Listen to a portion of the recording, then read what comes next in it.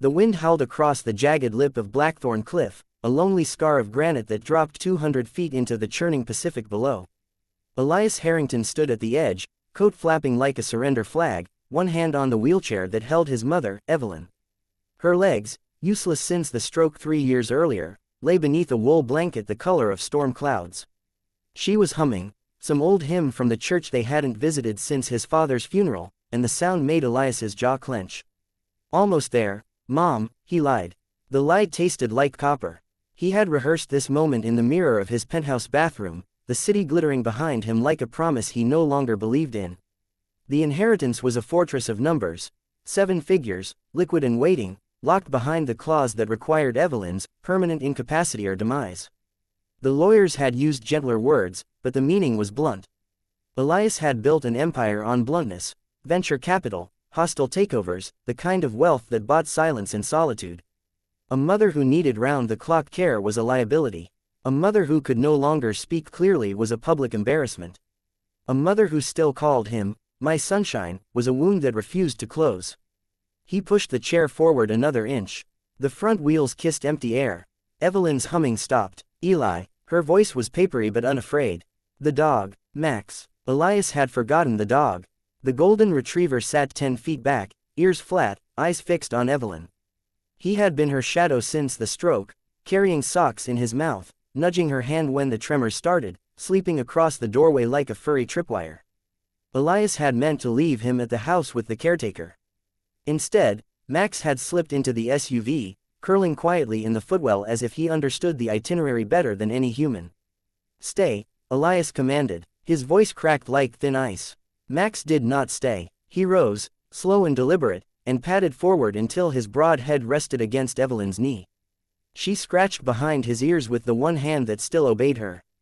"Good boy," she whispered.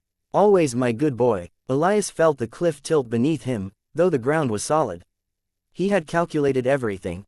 The tide schedule, the absence of hikers on a Tuesday in November, the forged note that would blame a tragic accident on his mother's restless spirit. He had not calculated the dog's refusal to abandon her. He shoved the chair. The wheels screeched. Evelyn's hymn became a gasp. For one suspended second, the world was nothing but wind and the smell of salt and the terrible clarity of what he had done. Then Max lunged. The dog's jaws clamped onto the blanket trailing from Evelyn's lap. 80 pounds of muscle in desperation hauled backward. The chair teetered, caught between gravity and loyalty. Elias stumbled, caught off balance by the sudden resistance. His polished loafer slipped on loose gravel. He windmilled, arms slicing air, and for an instant he saw his mother's eyes, wide, not with fear, but with something worse, recognition. "Eli," she said, clear as the day she taught him to ride a bike. "Don't." The chair rocked. Max growled through the fabric, legs splayed, claws digging furrows in the dirt. Elias's momentum carried him forward. His knee struck the metal frame. Pain flared, bright and purifying. He grabbed the push bar to steady himself and felt the full weight of his mother's life in his palms.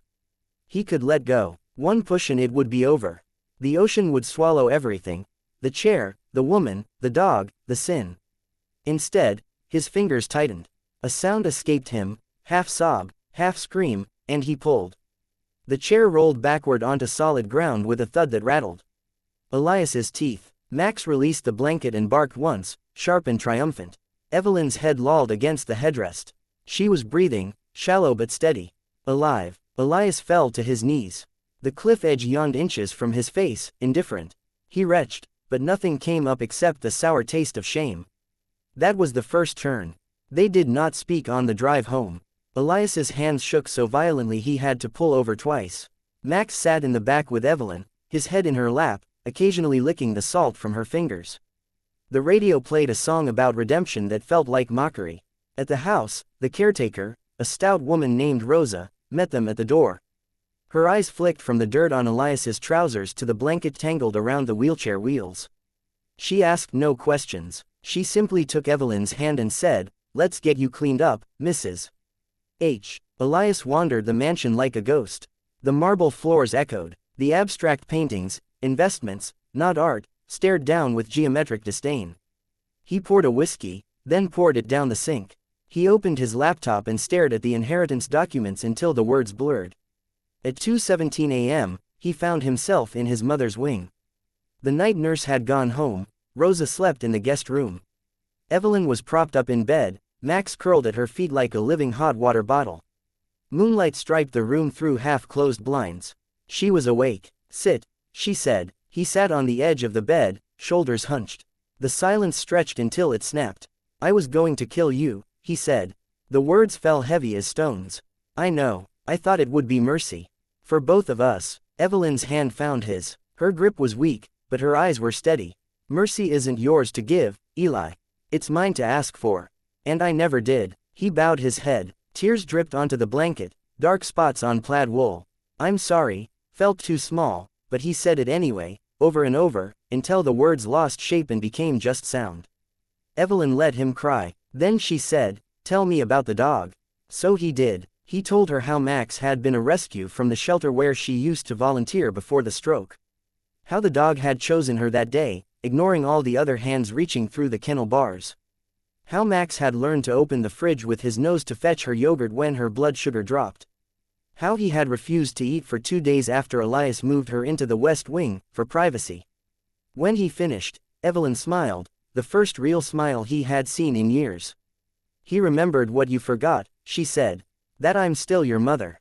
The second turn came 3 weeks later. Elias canceled the offshore accounts. He fired the lawyers who had drafted the clause. He sold the yacht, the vineyard, the penthouse in Manhattan. The money, millions, poured into a foundation called Second Leash.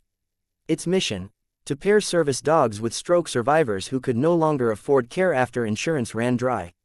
He moved back into the East Wing. He learned to change catheter bags and puree food and read lips when Evelyn's speech slurred after a long day. He sat with her on the porch while Max chased gulls across the lawn.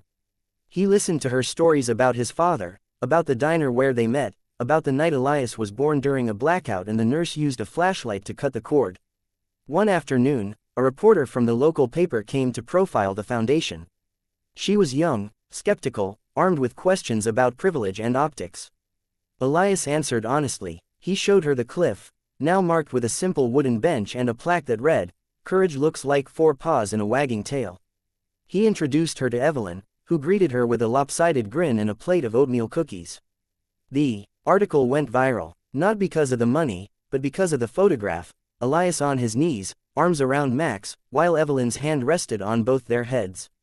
The caption read, "Sometimes the richest thing you can inherit is a second chance." The third turn was quieter. It happened on a Tuesday in March, 6 months after the cliff. Elias woke to find Evelyn's bed empty. Panic clawed his throat until he heard laughter from the kitchen. He found her in the wheelchair, apron tied crookedly, attempting to flip pancakes with Max standing on his hind legs to help. Batter splattered the ceiling. The smoke alarm shrieked. Rosa stood in the doorway, hands on hips, pretending to scold. Elias leaned against the fridge and watched. His mother's left hand trembled, but her right steadied the spatula. Max caught a pancake midair and crunched happily. The kitchen smelled like childhood and forgiveness. Later, when the mess was cleaned and the dog was snoring under the table, Evelyn wheeled over to Elias. She took his face in her hands, both of them, a miracle of therapy and stubbornness, and looked him in the eye. "I'm proud of you," she said. "Not for the money, for the man who came back." He started to protest, to list the ways he would never deserve it, but she shushed him. "Listen," she said, "the cliff didn't take me. It gave me you. That's the story now." Years passed. The foundation trained hundreds of dogs. Elias's hair went gray at the temples. Evelyn's speech never fully returned, but her laughter filled the house like sunlight. Max lived to 15, arthritic but dignified, and when he finally lay down under the oak tree and didn't get up, they buried him with his favorite sock and a plaque that matched the one at the cliff. On the day the vet came, Elias sat on the porch steps with his mother. The wind carried the scent of pine and salt, same as it had that November afternoon. Evelyn's hand found his. "Still my sunshine," she said. He rested his head on her shoulder. "Still your boy." Far below, the ocean kept its ancient rhythm, indifferent to cliffs and choices and second chances. But on the bench overlooking the drop, someone had left a single red leash coiled neatly beside a bowl of water. A note taped to the wood read, "For the dog who remembers."